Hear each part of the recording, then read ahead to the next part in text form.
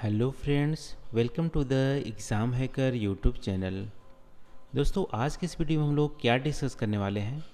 आज की इस वीडियो में हम लोग डिस्कस करेंगे कि जो एयरी और प्राट की जो आइसोस्टेसी की जो कॉन्सेप्ट हैं, इन दोनों की कॉन्सेप्ट में क्या हमारी डिफरेंसेस है, क्या सिमिलरिटी है, इसको हम लोग यहाँ पे डिस्कस करने वाले हैं। यानी कि कंपैरिजन करने वाले हैं कि जो हमारी एरी की आइसोस्टेसी के कॉन्सेप्ट और प्राट की आइसोस्टेसी के कॉन्सेप्ट। ये जो क्वेश्चन है हमारे यूपी पीसीएस 2019 के जियोग्राफी ऑप्शनल पेपर 1 के जियोमॉर्फोलॉजी सेक्शन से पूछा गया है।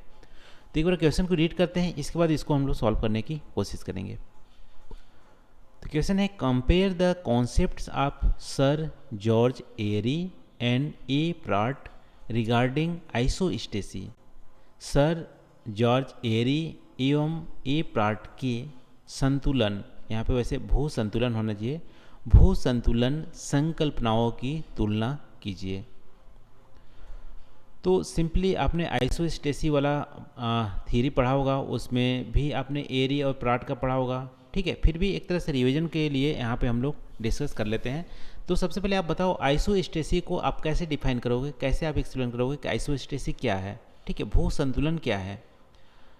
तो हमारी आइसोस्टेसी एक तरह से कॉन्सेप्ट क्या बताती है, ये हमारी बताती है कि जो अर्थ में हमारी मेजर लैंडफॉर्म्स हैं, जैसे कि माउंटेन्स, प्लेट्यू, हिल्स, ये हमें कैसे स्टेबल हैं अपर मेंटल या स्थिनोस्फीयर में जब हमारी अर्थ रोटेट कर रही है।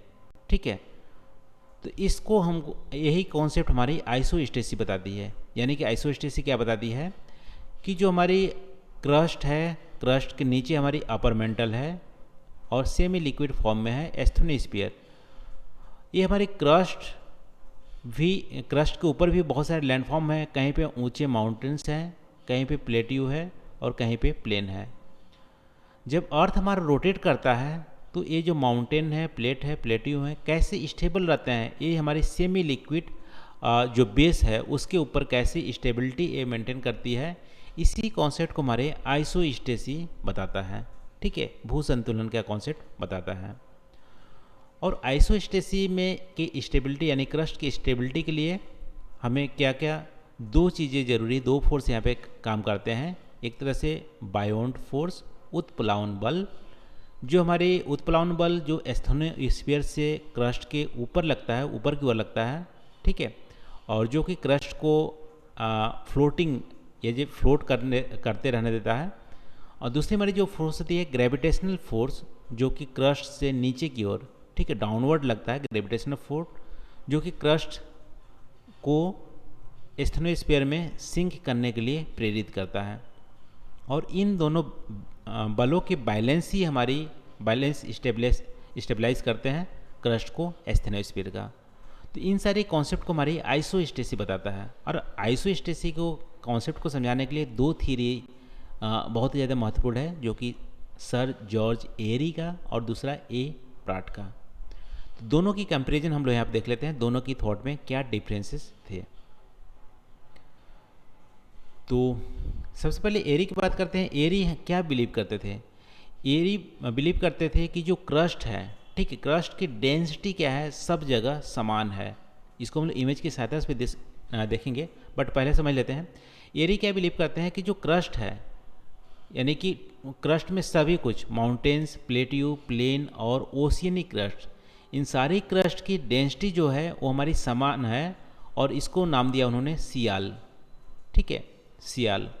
और एस्थ्रोस्फीयर को जो डेंसिटी है वो ज़्यादा है, उसको नाम दिया सीमा। और कायदे से बोला कि जो सियाल है वो सीमा पे क्या कर रही है, तैर रही है। ठीक है, यूनिफॉर्म हमारी सियाल की सारी यूनिफॉर्म डेंसिटी है, सीमा की भी यूनिफॉर्म डेंसिटी है, लेकिन सीमा की घनत्व तो ज़्यादा है और सियाल सीमा पे तैर रही है। लेकिन ये तैरने के लिए,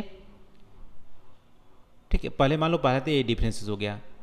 बट हमारी प्राट जो है क्या बिलीव करते हैं कि क्रस्ट की डेंसिटी जो है सब जगह एक समान नहीं है। ठीक है, जो हमारी क्रस्ट है या प्रॉपर्टी है उसकी डेंसिटी सब जगह समान नहीं है।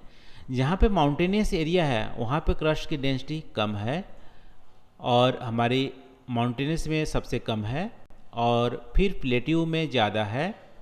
ठीक है, फिर हमारी प्लेन में ज़्यादा है, उससे ज़्यादा, फिर हमें आ जाएंगे सबसे ज़्यादा ओशियनिक क्रस्ट में है। इस तरह से उन्होंने बोला कि डेंसिटी हमारी सब जगह समान नहीं है प्राट के अकॉर्डिंग। तो पहला डिफरेंस हो गया डेंसिटी का। अब दूसरा डिफरेंस क्या है यहाँ पे, एरी बिलीव करते हैं कि जो हाई माउंटेन्स हैं, हाई लैंडफॉर्म है जैसे माउंटेन्स या प्लेट्यू, वो अपने को इस्टेब्लिश इक्विलिब्रियम या स्टेबिलिटी करने के लिए, इस्टेब्लिश करने के लिए उनके जो रूट हैं वो भी हमारी एस्थेनोस्फीयर से, एस्थेनोस्फीयर के उतने ही ज़्यादा नीचे रूट गया हुआ है, और जितने हाईलैंड्स आपको देखने मिलते हैं उतना ही ज़्यादा रूट उसके नीचे देखने को मिलती हैं। तो इस तरह से उन्होंने बोला कि जो जितनी हाईलैंड होती हैं उसकी रूट भी उतना ही नीचे तक जाती है। ठीक है, कुल मिलाकर आप बोल सकते हो कि ये हमारी एस्थेनोस्फीयर है और इसके ऊपर हमारी माउंटेन्स है। तो यहाँ पे माउंटेन्स यदि इतनी ऊंचाई तक है तो एस्थेनोस्फीयर के भी नीचे इतनी तक गए होंगे, तब हमारे जाके ये हमारी जो लैंडफॉर्म है हमारा स्टेबल है क्रस्ट के ऊपर। तो इस तरह से डिफरेंट रूट का कॉन्सेप्ट दिया इन्होंने। ठीक है, लेकिन प्राट क्या बोलते हैं कि प्राट ये रूट जो डिफरेंसेस है उसकी बात नहीं कर रहे हैं यहाँ पे। प्राट बोल रहे हैं कि जो प्लेट्यू है, प्लेन है, सबकी जो रूट होती है सेम होती है, यानी कि चाहे माउंटेन्स हो चाहे प्लेट्यू हो, रूट हमारा यहीं तय आएंगे। ठीक है, ये हमारे प्राट का बिलीफ है।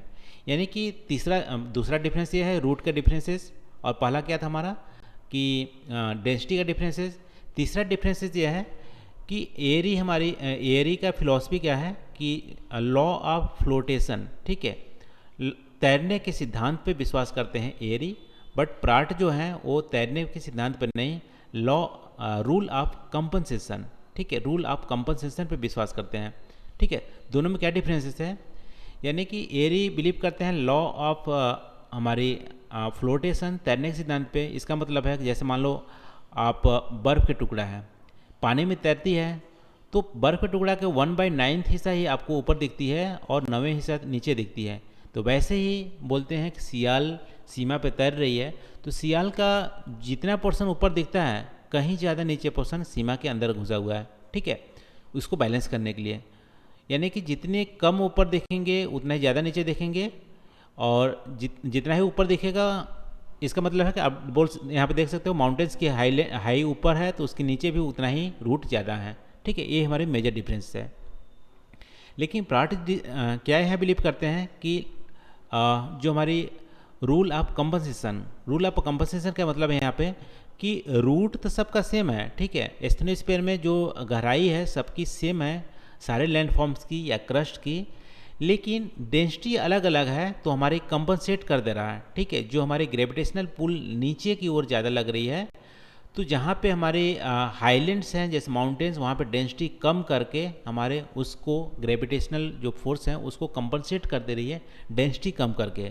तो हमारी लॉ ऑफ कंपनसेशन पर विश्वास करते हैं प्राट। ये हमारी चौथी डिफरेंस हो गया।